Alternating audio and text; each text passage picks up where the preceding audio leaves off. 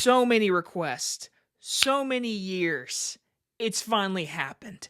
I have finally made out the time and the schedule to review this freaking movie and tell you all how amazing it is.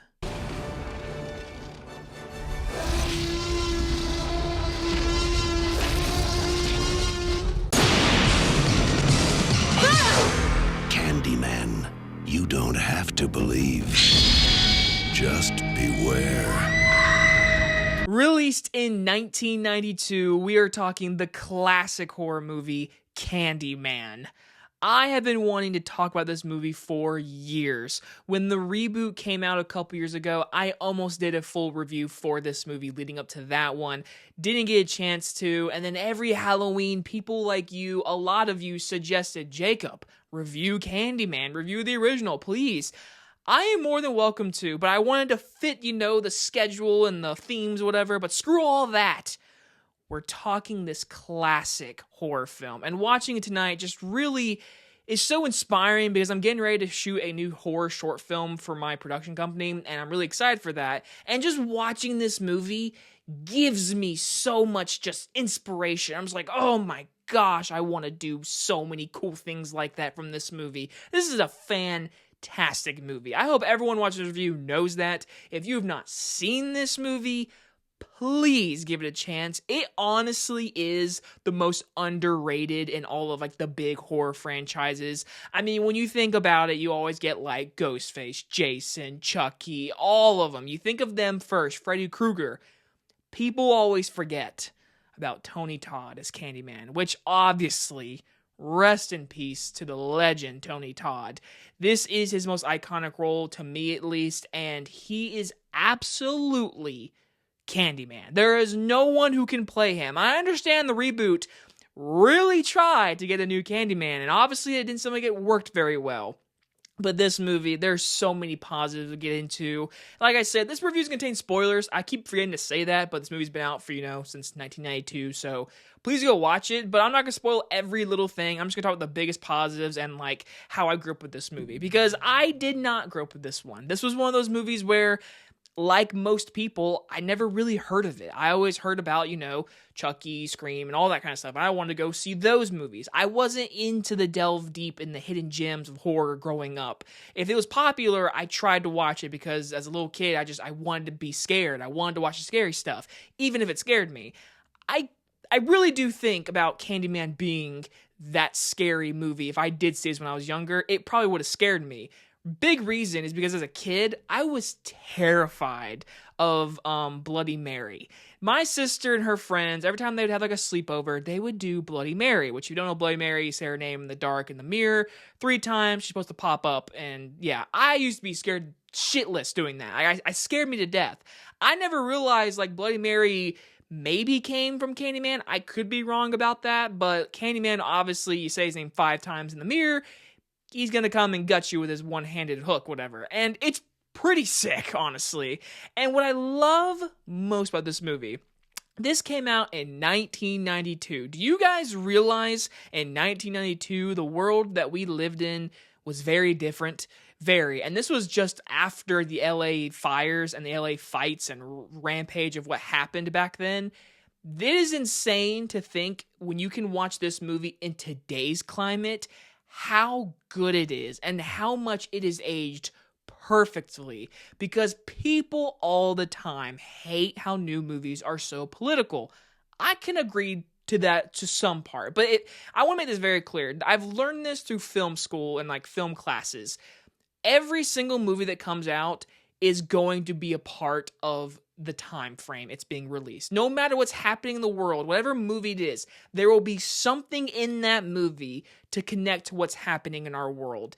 And for this movie, it is aging perfectly because of what Tony Todd, as our main horror villain, a black man playing Candyman, is such a great iconic role for just so many reasons, and obviously being he is a black man, it being released in the 90s, and then in today's climate you get all these horror movies. Big example, Get Out, which is a black-led cast mostly, and you get a complete political statement to be said in those movies.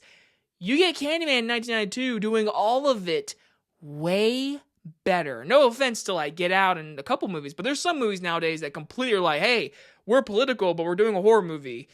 Black Christmas, whatever year it came out, that was awful. But let's get straight into it. There's not so much I can say about the history because there's just so much about this movie. There are so many articles about what this movie's doing and saying about racism, about people living in Chicago in this movie. Obviously, our main character is played by Virginia Madsen, who is a white woman going into this part of the city that isn't obviously the best for her, but when she goes into this part, you learn that all these people are scared of Candyman, and he's not just some people, oh, you say his name in the mirror. No, if you say this, he's gonna kill you, and it makes it such a scary situation because this movie is a slow burn. It really is just so slow, and for like an hour and a half movie, you think you're gonna get your slasher moments. That's mostly in the sequels, unfortunately. But with this movie, it takes its time. I mean, you don't see Candyman until like after the halfway point in this movie. And I gotta say it. The scene where Candyman shows up, Tony Todd, first things first, just Tony Todd. He is fucking great in this movie. His voice is amazing. It's iconic. I absolutely love how he shows up in this movie, especially after the part where like they catch somebody that like frames her, they get him in jail, whatever, and she thinks it's over, there's no Candyman, and then boom, Tony Todd's in that parking garage talking to her, and it is such a beautiful scene. Like, I love it. You always expect the big killer to be in the dark shadows. It kind of is in the dark shadows, but it's broad daylight. And he is a ghost, and he's coming at her with his voice. It's such an iconic opening. It is so well done by the director, Bernard Rose. Did such an amazing job. The score to this movie is so good. I love the opening shot of basically the camera panning through Chicago downward, and then it's just like obviously the credits, whatever, but the score to that scene is so good. And then obviously when you get into more of the movie, once things actually start to kick into high gear, towards the end really, you do get your good little bloody moments. Even though the movie is, you could tell, it's 90s. There's a few moments that don't age well, and like the kills, whatever. Like the doctor's office scene, that kill to me isn't like the best kill you'll ever see in a horror movie. There's done that have been done better in 80s horror movies. So I'm not gonna say the movie's like amazing, which I will say this, for the new one that came out directed by Nia DaCosta, that movie had some amazing kills and was really well shot and amazing cinematography. But that movie tried to be very in-your-face political statements, especially in that third act.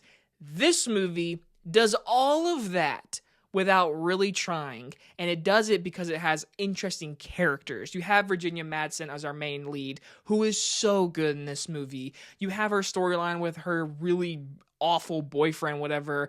That subplot's probably not my favorite, whatever, but the movie does such a great job building out her character, making her relatable, going through these stages of being framed that she's the killer, there is no Candyman, and then for her to do the research, meet Candyman, and the movie itself, I didn't really realize this until after watching this rewatch. This movie feels like it's trying to reference or be a darker version of Phantom of the Opera. Does anyone relate to that? Because I watched this movie, I'm like, this movie deep down is a dark romance. By the third act, I mean, Candyman is like, be my victim, but the love that he has towards her, and like, obviously she's not loving him, but like, the sexual tension is there, and the iconic scene with Tony Todd and these bees, actual bees in his mouth, by the way, that scene, it's iconic. I mean, that is the shot of the movie, showing his rib cage, showing all these bees. I love seeing the behind the scenes of like, they built like a mouth guard and they actually put bees in Tony Todd's mouth. Like, I couldn't do that. No fucking way I would do that. I'm not allergic to bees or scared of bees. I just, like imagine like that is insane to do. But that it's an iconic shot, whatever. I love it. again, there's so much good about this movie. I feel like I'm just rambling of how good it is, just the performances, cinematography, the score, the meaning behind this movie, it having a impactful story while not even trying, it being such a dreadful, tension-filled, horrific movie, and when those bloody moments do happen, they might not be the best thing you've ever seen, but they still give you the bloody moments. But it's all done by Tony Todd, the cinematographer, the direction, the score, Virginia Madsen. It's just all well perfect. My only little issue, me personally, I'm not a fan of the ending. And really, again, spoilers, but I've already mentioned spoilers. I don't like that Virginia Madsen gets killed and basically Tony Todd gets killed, even though there's a sequel, whatever. But, like, her character gets killed and she turns into, like, the new Candy woman at the end and kills her, like, dumbass boyfriend, whatever. But I don't love it, honestly. I more like the stages of, like, how this complete community comes to her grave. Like, they believe in her. They saved them from Candyman that night, like, the whole burning, whatever. That all felt more like a solidified ending. And I feel like the ending could have worked a little better by it being Candyman and not her. That's just me personally, though. That's literally, like, my only major gripe with this movie is the ending. Besides that, like I said, this movie's so damn good. If you have not seen it, please go watch it. It is so underrated in my opinion, and a lot of people were like, that new Candyman was so much better. Opinions are opinions. You're allowed to have them. You're allowed to, I will respect your opinion. But this original Candyman is fucking awesome. I'm going to give Candyman an A. The one thing I did learn tonight about this movie, had no idea this was based off of like a story by Clive Barker, the guy who made Hellraiser. He also basically created Candyman. Did not know that. That it makes a little sense now because Hellraiser is very like exotic and sexual tension, and this movie has that a little bit. So that made so much sense learning that tonight, that Clive Barker was the creator of Candyman, basically. But yeah, I love this movie. This is a classic. I loved watching it tonight. And I think for the Halloween spooky season, I think a lot of you should watch it. And I will say this, the new one, it's fine. It's really well directed by Nia DaCosta. It's beautifully shot. It's just got a terrible third act. That third act, it sucks, really. And that movie tries so hard to have statements instead of being a good movie, like this one movie is. Go check it out if you haven't. Anyway, guys, if you guys enjoyed this movie review, I'll see you guys on the next one. Bye, everybody.